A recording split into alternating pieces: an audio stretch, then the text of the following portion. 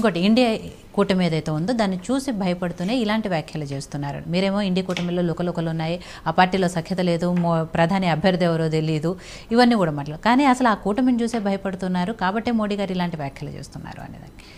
కూటమి నుంచి 4 పార్టీలు పక్కకు జరిగిపోయినాయి. ఇప్పుడు ఎవరి వాళ్ళు ఇండివిజువల్ ఉన్నారు. మమతా బెనర్జీ చూసుకున్నా, ఇక్కడ నితీష్ కుమార్ చూసుకున్నా, ఇంకా వేరే వాళ్ళ పరిస్థితి.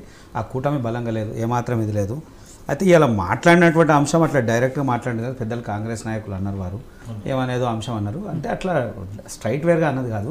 వీళ్ళ కాంగ్రెస్ గవర్నమెంట్లే ఇందిరాగాంధీ గారు ఎమర్జెన్సీ పీరియడ్ 21 నెలలు పరిస్థితులు ఏమైనా మనందరికీ తెలుసు. ఒకసారి మీరు అంతా నెమరు వేసుకోండి, ఎందుకంటే వయసులో పెద్దవారు. అప్పుడు ఎమర్జెన్సీ టైంలో నిజంగా కూడా మనుషులు మనం ఆ మాట అనొద్దు, కానీ ఆ పుస్తకాలు అమ్ముకొని కూడా తినలేని పరిస్థితి ఉన్నటువంటి దాఖలాలు మనం కళ్ళారా చూసినాం. అంటే ప్రభుత్వం అట్లా తయారవుతుంది అనేది అంశం. అట్లనే జరుగుతుందని కాదు. కాంగ్రెస్ ప్రభుత్వంలో సాక్షాత్తు మనం చూసినాం కదా ఎమర్జెన్సీ పీరియడ్ ఎట్లా. ఆ 21 నెలలు ఏమైంది? దేశ ప్రధానిగా ఉన్నటువంటి ఇందిరాగాంధీ గారు తీసుకున్నటువంటి ఆ నిర్ణయం వల్ల దేశ ప్రజలందరూ కూడా ఎంత అవస్థపడ్డారో మనకు తెలుసు. అది కళ్ళారా చూసినాం. అసలు చూడనటువంటి దరిద్రం మొత్తం కూడా 21 నెలలలో చూసినటువంటి దాఖలాలు ఉన్నాయి. అలాంటివి మళ్ళీ పునరుద్ధం కావద్దనేటువంటి అంశంలో తప్ప ఇంకోటి ఏం మాట్లాడినటువంటి దాఖలాలు లేదు. అదే మహిళా సాధికారత 33% అన్న 33% అంటే డైరెక్ట్ చెప్తా ఉన్నారు కదా. మీరు ఇప్పుడు ఇవాళ అక్బరుద్దీన్ ఓవైసీ మాట్లాడినా, అసదుద్దీన్ ఓవైసీ మాట్లాడినా ఒకటే మాట్లాడతారు. మొన్న ఆయన మాట్లాడుకుంటే చెప్తుండే అక్బరుద్దీన్ ఓవైసీ, అసదుద్దీన్ ఓవైసీ ఏమంటాడు, ఏ రెడ్డి ఏ రావైనా ఏ ఎవడైనా అందరు నా కిందకే రావాలి అని. అంటే భావన ఏముంది? గౌతమ్ గారు 2 నిమిషాలు మళ్ళీ మీ దగ్గర కూడా వస్తా. అంటే మీరు అంటే కరెక్ట్ విషయాల్ని ప్రొజెక్ట్ చేస్తే ప్రాబ్లం లేదు. దేశ్ కా సంపత్తి పూరా ముసల్మాన్ లోగోं को बांट रहे हैं बोल के ప్రధానమంత్రి మళ్ళా అక్బరుద్దీన్ ఓవైసీ, అసదుద్దీన్ ఓవైసీ మాట్లాడినప్పుడు దాని మీద ఎందుకు ఖండించి మాట్లాడారు? ఆయన డైరెక్ట్ చెప్పిండు, ఈడ ఎవరు నడవదు, ఏ కాంగ్రెస్ లేదు, ఏ రావు లేడు, ఏ రెడ్డి లేడు, అందరు మా కింద వచ్చి బానిసలు ఉండాలని బహిరంగంగా చెప్తున్నాడు కదా. అంటే అర్థమైంది మిమ్మల్ని మీరు ఆయన పోషించారు కదా. ఇలా ముస్లింని ఆ స్థాయి పోషించింది బీఆర్ఎస్ పార్టీ కదా, కాంగ్రెస్ పార్టీ కదా. నేనేమంటే అవసరం లేకపోయినా మీరు ఆ రోజు ఎందుకు కలుపుకున్నారు?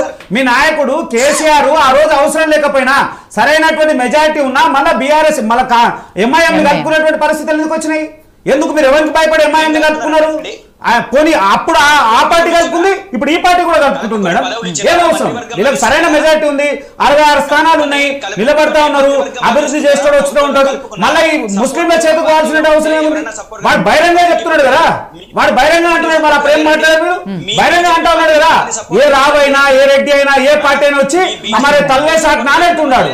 అంటే ఏమంటున్నాడు? నా కాలు నాకాలి, నా కాలు బూటు నాకాలి అనేటువంటి అస్తిత్వం కోల్పోయేటువంటి మాట మాట్లాడారు.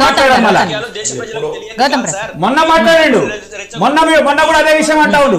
రెచ్చగొట్టి మీరందరూ ఓట్లు కొల్లగొట్టి దేశ ప్రజలను సర్వనాశనం చేయడానికి మీరిద్దరు 2 పార్టీలు కలిసి నాయన దాని విషయంలో మీ కేసీఆర్ తర్వాతనే ఇంకెవరైనా మాటల మాంత్రికుడు మీ తర్వాతనే.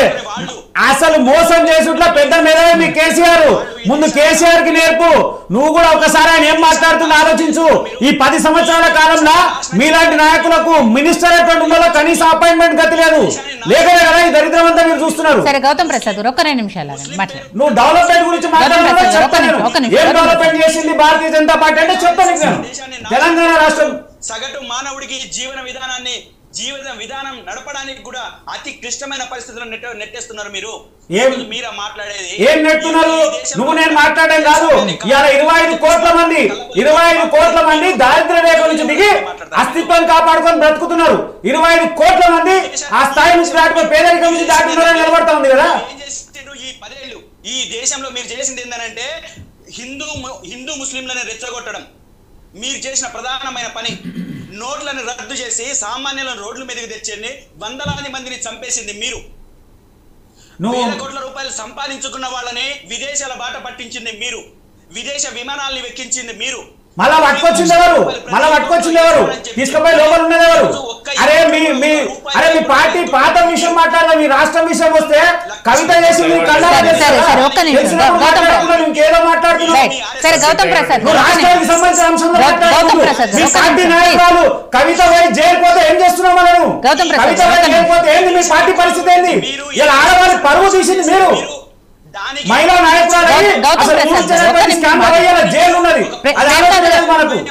ప్రేమ్ గారిని కంప్లీట్ చేయనివ్వండి ఒక్క నిమిషం. నేను ఇన్ని మాట్లాడుతున్నారు కదా, ఒక మహిళ ఉండి నువ్వు ఏ పరిస్థితులు ఉన్నారు? మీరు ఓట్లను దండుకోవాలని చెప్పేసి మహిళని రెచ్చగొట్టి సున్నితత్వాలని రెచ్చగొడుతున్నది మీరు. ఏం అవసరం వచ్చిందండి? మీరు చేసిన అభివృద్ధిని చెప్పి ఈ రోజు దమ్ముంటే ఓట్లను అడగండి. హిందూ ముస్లింల పేర్లు చెప్పి ఎందుకు అడుగుతున్నారండి? మీకు దమ్ము ధైర్యం ఉంటే అయితే ఆగు, నువ్వు ఆగినాక నేను చెప్తా. సరే ఒక్క నిమిషం గౌతమ్ ప్రసాద్ గారు, గౌతమ్ ప్రసాద్ గారు ఒక 2 నిమిషాలు ఆగండి. ప్రేమ్ గాంధీ గారు మాట్లాడిన తర్వాత మళ్ళీ మీకు ఏమైనా డౌట్లు ఉంటే మాట్లాడు. మసీద్కి ఎందుకు ఎక్కువ పెట్టింది? అరే ఒకరిదొకరు మాట్లాడేది నేను నీకు అర్థమైతలేదు. గౌతమ్ నువ్వు నేను మాట్లాడేది నువ్వు మాట్లాడితే నేను మాట్లాడినప్పుడు నువ్వు ఇచ్చిన క్వశ్చన్ గౌతమ్ ప్రసాద్ గారు ప్లీజ్ దయచేసి హిందూ ముస్లింలు ఒక నిమిషం 2 నిమిషాలు ఆగండి. ప్రేమ్ గాంధీ గారు మాట్లాడిన తర్వాత మళ్ళీ మీరు ఆయన చెప్పిన దానికి అన్నిటికీ ఆన్సర్ ఇస్తా. ఆయన ఏమంటుండు, మాధవీలత గారు ఆ ముస్లింలను ఇచ్చేసారు, బాణం వదిలేరు అని అంటే ఆమె వీడియో మనం క్లియర్ గా చూడాలి. ఆమె డైరెక్ట్ అక్కడ మసీద్ దిప్పి వదిలినట్టు బాణం లేదు. ఒక రాముడి భావము, రాముడి యొక్క ఆలోచన విధానంతో ఒక బాణం అనేది ఇటు సైడ్ లెఫ్ట్ సైడ్ కనబడుతుంది. సత్యనారాయణ మిఠాయి బండారు వైపు కనబడుతుంది. ఆ వీడియో తీసుకుపోయి ఇట్లా మసీద్ దిక్కు తీసుకుపోయి దాని మీద కూడా కేసు అయింది. అరే చట్టపరంగా జరిగేటువంటి అంశాల్లో జరుగుతూ ఉంటాయి. నేను అభివృద్ధి మాట్లాడమని అభివృద్ధి చెప్తాం కదా, మాట్లాడుతున్నా. తెలంగాణకి ఏమి ఇచ్చిండు, రాష్ట్రానికి ఏమి ఇచ్చిండు, దేశవ్యాప్తంగా ఏం జరిగిందో చెప్తా ఉన్నా. ఇప్పుడు ఆయన మాట్లాడుతున్నాను కాంగ్రెస్ ప్రభుత్వం గరీబీ హఠావ్ అన్నారు. ఏం చేశారు? 70 ఏళ్లలో ఏం చేయలేదు. కానీ ఇవాళ 25 కోట్ల మంది ఇలా పేదరికం దాటి అస్తిత్వాన్ని కాపాడుకొని మంచి బతుకుతున్నారు అనేది అది చెప్తున్నటువంటి రిపోర్ట్ కదా. ఇలా తెలంగాణ రాష్ట్రానికి వచ్చే వరకు 9.26 లక్షల కోట్ల అభివృద్ధి కోసం ఇచ్చినటువంటి దాఖలాలు ఉన్నాయి.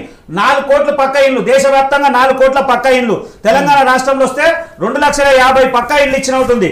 పిఎం సద్వి యోజన కింద 100 మంది కుటుంబాలకు ఇచ్చినటువంటి దాఖలాలు ఉన్నాయి. ముద్రా యోజన కింద 30,000 కోట్ల రూపాయలు ఇచ్చినట్టున్నారు. ఆయుష్మాన్ భారత్ కింద 60 లక్షల మందికి సద్వినియోగం జరిగింది. ఇలా అన్ని జరుగుతున్నాయి. రోజువారీ 6 కిలోమీటర్లు అభివృద్ధిలో ఆయన ఏమంటూ డెవలప్మెంట్ అంటున్నాను, ఇన్ఫ్రాస్ట్రక్చర్ అంటున్నాను. ఇలా భారతదేశం మొత్తం కూడా ఇక్కడ ఏ మారుమూల ప్రాంతమైనా రవాణా సౌకర్యం ఇంత మెరుగుపడడానికి కారణం ఏంది? భారతీయ జనతా పార్టీ. వాళ్ళు సగటున వాళ్ళు రోజుకు 1 కిలోమీటర్ ఇలా 6 కిలోమీటర్లు వేసినటువంటి దాఖలాలు భారతీయ జనతా పార్టీ ఉంది. ఇలా తెలంగాణ అభివృద్ధి చెక్కినా, దేశంలో ఎక్కడ అభివృద్ధి చెందినా ఆ అభివృద్ధిలో సింహభాగం భారతీయ జనతా పార్టీ. దాంట్లో ఏమాత్రం సందేహం లేదు. చెప్పండి, హిందూ ముస్లింలను ఎందుకు రెచ్చగొడుతున్నారు? మీకు ఏం రెచ్చగొట్టం చెప్పు. నువ్వు ఒక అంశం చెప్పు, నేను చెప్తా. మీకు అభివృద్ధి అంశాలు లేకనే కదా. అరే నువ్వు ఏం అంశం చెప్తా. గౌతమ్ గారు ఆయన స్ట్రైట్ క్వశ్చన్ ఒకటే అడుగుతున్నారు. మీరు అంటున్న హిందూ ముస్లింలని ఎందుకు రెచ్చగొడుతున్నారు అనే దాంట్లో ఎక్కడ రెచ్చగొట్టారు, ఏ విషయంలో రెచ్చగొట్టారు, ఎగ్జాంపుల్ చెప్పండి అంటారు. ఇప్పుడు ఎందుకు మసీదుకి ఎందుకు ఎక్కువ పెట్టిందండి? చెప్పిన ఎక్కువ పెట్టింది, మసీద్ గారు ఎక్కువ పెట్టింది. మీరు ఆ వీడియో క్లియర్ గా చూడాలి. అరే గౌతమ్ భాయ్ సాబ్, నేను చెప్పింది నువ్వు చెప్పింది నువ్వు వేసిన క్వశ్చన్ ఆన్సర్ ఇస్తా విను మొత్తం ముందు.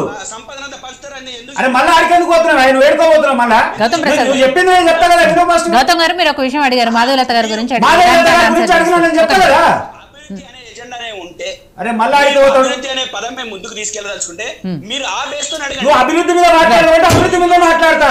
నువ్వు మతం గురించి మాట్లాడతావు, దాని గురించి మాట్లాడతావు. నువ్వు ఏదో మాట్లాడకు. నువ్వు ఏం కావాలో క్వశ్చన్ చెప్పి నేను ఇస్తా ఆన్సర్. నువ్వు మాధవలత గురించి చెప్పిన చెప్తలేను మాట్లాడుతున్నా. మీరు ఈ దేశంలో ఉన్న మెజారిటీ హిందువుల్ని రెచ్చగొట్టడమే మీ పని. అరే ఆగు, ఆధారాలు ఉన్నాయి. దీంట్లో తప్పేముంది చెప్పండి. అరే నువ్వు అడిగిన దానికి అన్నిటికీ ఆన్సర్ చెప్తానా? నువ్వు ఆగరాదు. హిందీ తీసుకొచ్చానా? ఇంత మీ దొరలేక చేయకు. నువ్వు ఆగు చెప్తా. నువ్వు అదే పదే చేయకు. పాత గ్రామ్ ఫోన్ రికార్డ్ లెక్క తిప్పకు. నువ్వు అడిగిన దానికి అన్నిటికీ ఆన్సర్ ఇస్తా విను ముందు. అరే ఆన్సర్ వినంటే గౌతమ్ గారు మీరు అడిగిన దానికి ఆయన ఆన్సర్ చేస్తానంటున్నారు. మీరు అడిగిన తర్వాత 1 నిమిషం ఆగితే ఆయన ఆన్సర్ చేస్తారు. చెప్పండి. గ్రామ్ ఫోన్ 15 లక్షలు ఏంటి సార్? మాకు వేరేది వద్దు సార్. ఈ దేశంలో ఉన్న సామాన్య ఆగమనండి, నేను ఆన్సర్ చెప్తాను. 15 లక్షల రూపాయలు వేస్తానన్నారు సార్ మీరు. రైట్. ఆయన ఇందాకే యాక్చువల్లీ ఆ విషయం గురించి ఆన్సర్ చెప్తాను, బట్ నేను టైం ఇవ్వలేదు. చెప్పండి. అరే విను గౌతమ్ మీరు ఒక విషయం నువ్వు ఆన్సర్ ఇచ్చా, నువ్వు క్వశ్చన్ ఇచ్చిన నేను ఆన్సర్ ఇస్తాను. ఆన్సర్ చేయండి. మేడం వారు చెప్తా ఉన్నారు. ఎప్పుడైనా ఇప్పటి వరకు చాలా మంది మాట్లాడుతున్న అంశం ఒకటే, 15 లక్షలు వేస్తా, 15 లక్షలు వేస్తా అని ఎక్కడ స్టేట్మెంట్ లేదు. ఉంటే వీళ్ళని చూపిమనండి, ఏ పార్టీలు చూపిస్తారు, ఏం సంగతి. ఏమన్నారంటే ఈ దేశం సంపద అంత పోయింది, ఒకవేళ ఆ సంపద అంత వస్తే దేశంలో ఉన్నటువంటి ప్రతి ఒక్కరి అకౌంట్లలో అంత డబ్బు రాగలుగుతుంది అన్నారు. కానీ వేస్తామని ఎక్కడ మాట్లాడలేదు. వీళ్ళు అది పాయింట్ నోట్ చేసుకోమన్నాడు. ఎక్కడ అంటే చెప్పమన్నాడు. ప్రధానమంత్రి అభ్యర్థి మోడీ గారే చెప్పిండండి. అరే చూడు మళ్ళా క్రాస్ చెక్ చేసుకో. ఆ చెప్పిన విషయము మీరు కాదు మీరు సైడ్ ట్రాక్ అవుతున్నారు కాబట్టి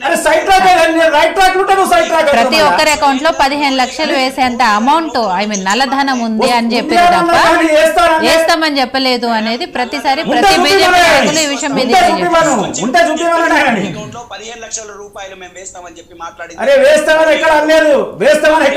గౌతమ్ గారు ఆ విషయం అనలేదు. ఒకవేళ ఉంటే ఆ స్టేట్మెంట్ ఇవన్నీ ఆన్సర్ చేస్తా అంటున్నారు.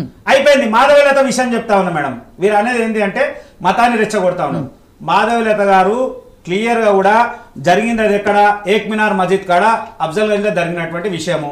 ఆ విషయంలో ఆమె బాణం వెక్కుపెట్టింది లెఫ్ట్ సైడ్ లా, కానీ ఆ వీడియోని రైట్ సైడ్ తీసుకుపోయి చూపించినప్పుడు దాని మీద ట్రోలింగ్ జరిగింది, దాని మీద ఆల్రెడీ కేసు అయింది కదా, దాని మీద మాట్లాడాల్సిన అవసరం ఉంది. అదే మన అక్బరుద్దీన్ ఓవైసీ, అసదుద్దీన్ ఓవైసీని వీళ్ళు ఎందుకు కలుపుకున్నారు? మళ్ళా చెప్పమనండి ఆ విషయం. ఆయన వీళ్ళ కేసీఆర్ ఎందుకు కలుపుకున్నాడు మళ్ళీ చెప్పమని గౌతమ్ భాయ్ చెప్పను. మనం నీకు మెజార్టీ ఉండే, నీకు అన్ని స్థానాలు ఉండే, మరి ఎందుకు కలుపుకున్నావు నన్ను? వాడు ఎన్నిసార్లు అన్నాడు తెలుసా, మీ కార్ స్టీరింగ్ నా చేతులు ఉంది అన్నాడు. చెప్పమనండి. సార్ మీరు ఒక్క నిమిషం, మీరు ఎంఐఎం పార్టీ రాజకీయ ప్రస్థానాన్ని మీరు అబ్జర్వ్ చేస్తే ప్రభుత్వంలో ఎవరైతే అధికారంలో ఉంటారో వాళ్ళకు దగ్గరగా ఉంటారు, ప్రభుత్వంలో చేరరు. దయచేసి మీరు గమనించండి మేడం, మీరు కూడా గమనించండి. కాంగ్రెస్ పార్టీ ఉంటే కాంగ్రెస్ పార్టీ, లేదా టిఆర్ఎస్ పార్టీ ఉంటే టిఆర్ఎస్ పార్టీ, లేదా ఎక్స్ పార్టీ ఉంటే ఎక్స్ పార్టీ. అదే అంటున్నాం, దొంగలను ఎందుకు కలుపుకుంటున్నాం అంటున్నాము. వాళ్ళు చేరరు, మేము వాడు దొంగ అంటున్నాము, వాడిని దొంగ అంటున్నాము. మేము ఎక్కడ కూడా అఫీషియల్ గా కలుపుకోలేదు. ఏ పార్టీతో కలిపే చేస్తా ఉన్నారు కదా, మొన్న కలిపే చేస్తా ఉన్నారు కదా. గతం పార్టీ కానీ ఇప్పుడు పార్టీ కానీ కావాలని డమ్మీ అభ్యర్థిని పెట్టుకుంటుంది, డమ్మీ చేసుకుంటుంది, మన దానికి ఎవరు రాదు. చెప్పండి సునీల్ గారు. ఇప్పుడు మేడం గారు, వాస్తవంగా బీజేపీ పార్టీ అనేది ఎట్లా ఉందంటే